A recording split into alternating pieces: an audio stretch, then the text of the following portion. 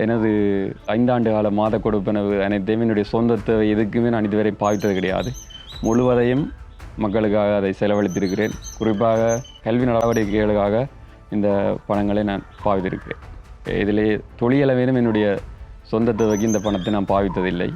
அதை நான் கர்வமாக சொல்லிக்கொள்ள விரும்புகின்றேன். எனது பெயர் பரமசிவம் நிலாங்கதன்.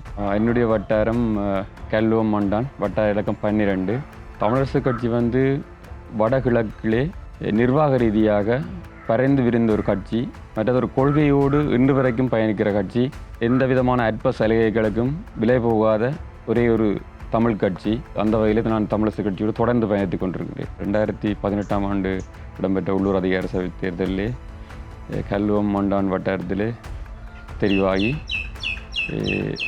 பிரதேச உறுப்பினராக இருந்திருக்கிறேன். ஊழல் இல்லாத நேர்மையான பக்கச்சார்பற்ற மக்கள் பணிக்காக நான் விரும்பி அரசியலிலே களம்புகின்றேன். அந்த வேலை இன்று வரைக்கும் அந்த பணியை செவ்வனவே செய்திருக்கின்றேன். கிட்டத்தட்ட எனது வட்டாரத்திலே 2200 வாக்காளர்கள் இருக்கிறார்கள். நான் பிரதேச சபையில் 2018ஆம் ஆண்டு உறுப்பினராக களம்புகின்ற பொழுது எங்களுடைய கிராமத்திலே குறிப்பிட்ட சொற்ப அளவான வீதிகள் மட்டுமே செப்பனிடப்பட்டிருந்தது. நான் களம்புகின்ற காலம் தொடக்கம் கிட்டத்தட்ட 70% வீதிகளை நிவர்த்தி செய்திருக்கிறேன். எனது கிராமத்திலே பொது அமைப்புகளுடைய பிரதிநிதிகளாகவும் மரநடைகள் மற்றும் சுகாதார களப்பணியாளர்களாக பணியாற்றியிருக்கிறேன். மாற்றம் ஒன்று சொல்லிக் கொண்டு வந்தவர்கள் எல்லாம் இன்றைக்கு அடிபட்டு போயிருக்கிறார்கள் என்று தான் நான் கருதுகிறேன். அதாவது 3 பாராளுமன்ற உறுப்பினர்கள் தெரிவாயிருந்தார்கள் இந்த தேசிய மக்கள் சக்தியிலே. மக்கள் ஏமாறுந்தது தான் மிச்சம். என்னை பொறுத்தமட்டிலே ஏப்ரல் 7ஆம் தேதி இந்த ஈஸ்டர் குண்டு தாக்கல் சூத்துதாரியை தாங்கள் வெளியிடுவோம் என்று சொல்லியிருந்தார்கள். இதுவும் ஒரு காணல் நீராகவே போகும் என்றது நான் நினைக்கிறேன். என்னை பொறுத்தவரை உள்ளூர் அதிகார சபை என்பது 13ஆம் திருத்தச் சட்டத்திலே இருக்கிற ஒரு பிரிவு. இது மாகாண அதிகாரங்களுக்கு கீழே வர ஒரு பிரிவு. இது ஒரு சுயாதீனமான ஒரு நிதி கையாளுகை கொண்ட ஒரு பிரிவு.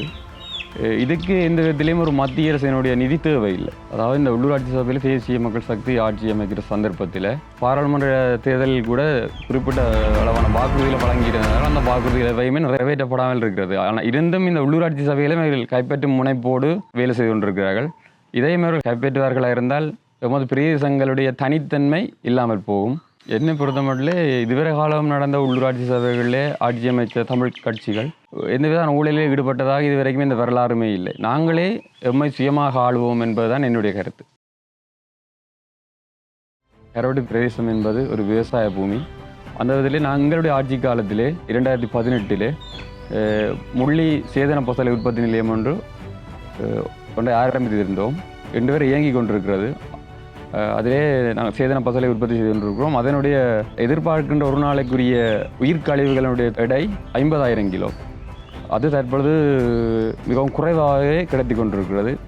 நாங்கள் இனிவரும் 4 ஆண்டு கால திட்டத்திலே அதை முன்னுரிமைப்படுத்தி எமது பிரதேசத்துக்குரிய சேதன பசலை உற்பத்தியை மேம்படுத்தக்கூடிய திட்டங்களை வகுத்து துறைசார் நிபுணர்களுடைய உதவியோடு இந்த திட்டத்தை மேம்படுத்துவோம் என்று கூறுகின்றோம். எங்களுடைய 4 ஆண்டு கால திட்டம் ஒன்றை நாங்கள் ஒரு வரைபொன்று செய்திருக்கிறோம்.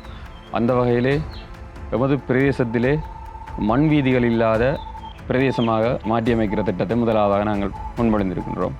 அந்த வகையிலே நமக்கு நம்முடைய 2018ஆம் ஆண்டு காலப்பகுதியிலே 400 மில்லியனுக்கும் அதிகமான பெறுமதியான வீதிகளை நாங்கள் புனர்நிர்மாணம் செய்திருக்கின்றோம்.